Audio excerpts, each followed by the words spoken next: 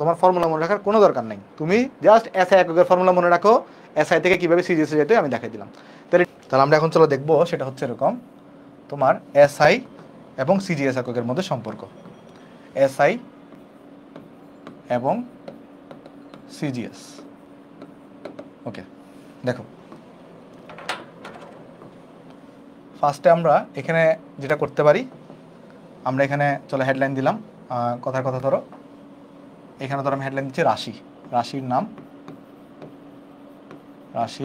নাম, দেন আমরা এটাকে এসআই একক দেখবো এটার, এরপর হচ্ছে আমরা এটার সিজিএস একক দেখব। ফার্স্টে আমরা দেখবো এসআই, এরপর এদের মধ্যে সম্পর্ক দেখব, কীরকম সম্পর্ক এদের মধ্যে বিদ্যমান আছে, আর এরপর দেখবো এখানে সিজিএস, এরপর দেখবো এদের মধ্যে কী ধরনের সম্পর্ক আছে, মানে কীভাবে আমি এসআই থেকে সিজিএসে যাব। এরপর আমরা এখানে দেখবো সম্পর্ক। ঠিক আছে, ফার্স্টে আমাকে বলো তো এসআই এককে, ফার্স্টে যদি আমি ভর নিয়ে ডিসকাশন করি, ফার্স্টে যদি আমরা কী নিয়ে ডিসকাশন করি, ভর, তাহলে তুমি আমাকে বলো এসআই এককে ভরের একক কী হয়ে থাকে জানো? এসআই এককে ভরের একক কী হয়ে থাকে? কেজি হয়ে থাকে ভাই, সিম্পল হিসাব। এসআই এককে ভরের একক হচ্ছে কেজি। সিজিএস এককে ভরের একক কত? সিজিএস মানে কি? সেন্টিমিটার, গ্রাম, সেকেন্ড। তাহলে সিজিএস এককে কিন্তু গ্রাম। তার কেজি আর গ্রামের মধ্যে তুমি সম্পর্ক জানো যে 1 কেজি ইকুয়াল টু কী হয়ে থাকে? 1000 গ্রাম হয়ে থাকে। এটাই হচ্ছে আমার সম্পর্ক। প্রথমটা বোঝা গেছে জিনিসটা, নাকি বুঝো নাই? না বুঝলে আমাকে বলতে পারো। প্রথমটার মধ্যে কারো কনফিউশন থাকার কোনো সুযোগ নেই, প্রথমটা একদম পান্তাপাত।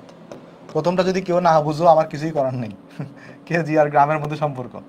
ঠিক আছে, এবার আসো আমরা সেকেন্ডে যাই। সেকেন্ডে আমরা দেখবো আসো দূরত্ব।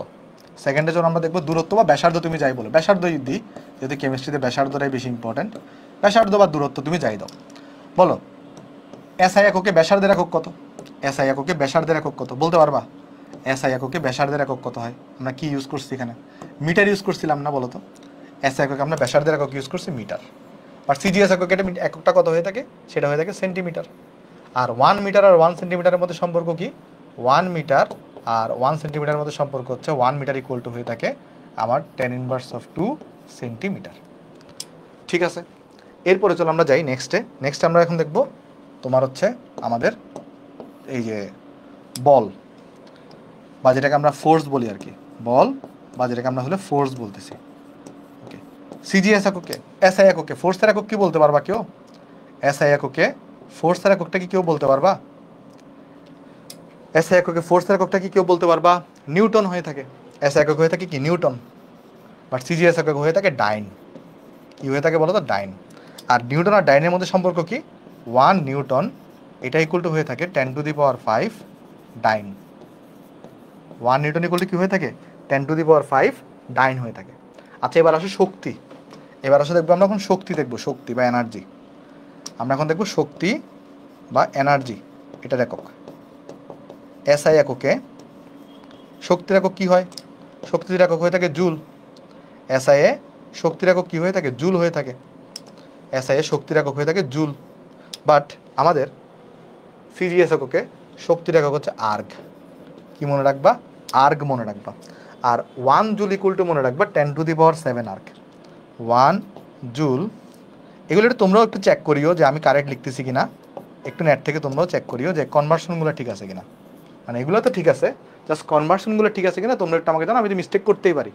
ঠিক আছে, 100 সেন্টিমিটার হবে, ভেরি গুড। এই যে 1 metre equal to 100 centimetre, very good. আমি ভুল করে ফেলছি এখানে, এই যে থ্যাংক ইউ ভাই, থ্যাংক ইউ। আমি তো ভুল করতেই পারি, তোমরা একটু কিন্তু আমাকে শুধরাই দিবা। তাহলে বাকিগুলো তোমরা একটু চেক করিও। ঠিক আছে, ওকে। এতটুকু কি বোঝা গেছে শক্তি পর্যন্ত? আমাকে একটু জানাও তো, এতটুকু কি তোমরা বুঝতে পারছো সবাই শক্তি পর্যন্ত? ওকে, এবার আসো লাস্ট আরেকটা দেখবো আমরা, চার্জ। লাস্ট আরেকটা দেখবো আমরা, চার্জ। চার্জ, চার্জের এসআই একক কী হবে বলতে পারবা? চার্জের এসআই একক, চার্জের এসআই একক কত হয় বলতে পারো? চার্জের এসআই একক হয়ে থাকে কুলম। কি হয়ে থাকে? কুলম হয়ে থাকে। সি দিয়ে প্রকাশ করি যেটাকে আমরা। আর সিজিএসে চার্জের একক আছে দুইটা, একটা হচ্ছে ইএসইউ, আবার আরেকটা আছে ইএমইউ। বুঝিও, সিজিএসে এসআই এককে চার্জের একক শুধু কুলম, বাট সিজিএসে চার্জের একক দুই ধরনের হতে পারে। একটাকে আমরা বলি ইএসইউ, একটাকে আমরা বলি ইএমইউ। ইএসইউর পূর্ণরূপ হচ্ছে ইলেকট্রোস্ট্যাটিক ইউনিট, আর ইএমইউর পূর্ণরূপ হচ্ছে ইলেকট্রোম্যাগনেটিক ইউনিট। দুইটার সাথে আবার কুলমের সম্পর্কটা কি চলো দেখার চেষ্টা করি। এই যে 1 কুলম এটা ইকুয়াল টু হয়ে থাকে 1 কুলম এটা ইকুয়াল টু হয়ে থাকে 3 × 10⁹, 3 × 10⁹ ইএসইউ। তাহলে 1 কুলম ইকুয়াল টু কি হয়ে থাকে? 1 কুলম ইকুয়াল টু হয়ে থাকে তোমার 3 × 10⁹ কি হয়ে থাকে বলো তো? ইএসইউ হয়ে থাকে। বুঝছো? আবার এই তোমার 1 কুলমের সাথে আবার ইএমইউ এর সম্পর্কটা কীরকম? 1 কুলমের সাথে 1 কুলম ইকুয়াল টু হয়ে থাকে 0.1 ইএমইউ। তাহলে কুলমের সাথে ইএসইউ সম্পর্ক দেখাই দিলাম। আবার তোমার হচ্ছে যে আমাদের ইমু আর কি, ইসু আর ইমু, ওকে, ইএমইউ সম্পর্কটাও তোমাকে দেখাই দিলাম। বোঝা গেছে নাকি বুঝো নাই? বোঝা গেছে নাকি বুঝো নাই? আমাকে একটু বলতে পারো। তাহলে তুমি এই দুটার মধ্যে কিন্তু একটা সম্পর্ক করতে পারো, ইএসইউ আর ইএমইউর মধ্যে। সেই সম্পর্কটা কি আসবে? যে 1 ইএমইউ দেখবা 1 ইলেকট্রোম্যাগনেটিক ইউনিট ইকুয়াল টু হয়ে যাবে 3 × 10⁻10 ইলেকট্রোস্ট্যাটিক ইউনিট। এই একটাকে আরেকটাকে ভাগ করে দাও, তাহলে হয়ে যাবে দেখবা। মানে এটাও চাইলে তুমি মনে রাখতে পারো, এটা মাঝে মাঝে জানে রাখলাম আর কি। তাহলে একটা জিনিস তুমি আমাকে বলো, ধরো কথার কথা তোমাকে একটা অঙ্ক সিজিএস এককে বের করতে বলছে, তো তুমি কি করলা? এসআই এককে বের করলা, সুন্দর মতো এসআই এককে বের করলা। ধরো তোমাকে দূরত্ব বের করতে বলছে, তাহলে তুমি মিটার বের করলা, পরে সেটাকে সেন্টিমিটারে নিতে পারবা না। ধরো তোমাকে শক্তি বের করতে বলছে, তুমি জুলে বের করলা, তারপর সেটাকে আর্গে নিতে পারবা না, ওই জুলটাকে জাস্ট ওইভাবে গুণ করে। আর ইলেকট্রন ভোল্টের সাথে কিন্তু জুলে একটা সম্পর্ক আছে, আগে ইলেকট্রন ভোল্টে বের করবা, ইলেকট্রন ভোল্ট থেকে জুলে আসবা, জুল থেকে আর্গে যাবা। তারপর ধরো তোমার কাছে চার্জ বের করতে বলছে, তুমি কুলম এককে বের করলা, পরে তুমি ইএসইউতে যেতে পারবা না। তোমার কি আলাদা করে সিজিএস এককের সূত্র মনে রাখার কোনো দরকার আছে? আমাকে বলো তো, তোমার কি আলাদা করে সিজিএস এককের কোনো ফর্মুলা মনে রাখার কোনো ন্যূনতম প্রয়োজন আছে? তোমার ফর্মুলাটা মনে রাখার আমার তো মনে হয় না যে তোমার দরকার আছে। আমার মনে হয় না যে তোমার এই ফর্মুলা মনে রাখার দরকার আছে। কথা বুঝতে পারছো? তোমার ফর্মুলা মনে রাখার কোনো দরকার নেই, তুমি জাস্ট এসআই এককের ফর্মুলা মনে রাখো, এসআই থেকে কীভাবে সিজিএসে যেতে আমি দেখাই দিলাম। তাহলে